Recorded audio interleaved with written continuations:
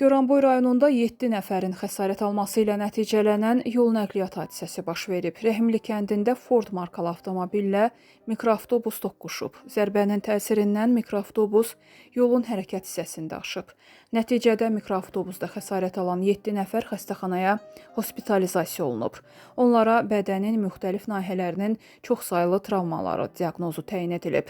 Xəsarət alan şəxslərdən birinin müalicəsi cərrahiyyə şöbəsində, 4 nəfərin müalicəsi isə təcili tibbi yardım şöbəsində davam etdirilir.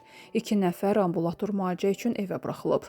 Onlar əkin sahəsində çalışan fəhlələr olub, araşdırma aparılır. Gəncədə ölümlə nəticələnən ağır yol nəqliyyat hadisəsi baş verib. Hadisə şəhərin Heydər Əliyev prospektində qeydə alınıb. Belə ki, hərəkətdə olan BMW markalı minik avtomobili idarəetmədən çıxaraq yol kənarında dayanmış Chevroletə, daha sonra isə ağaca və köşkə çırpılıb.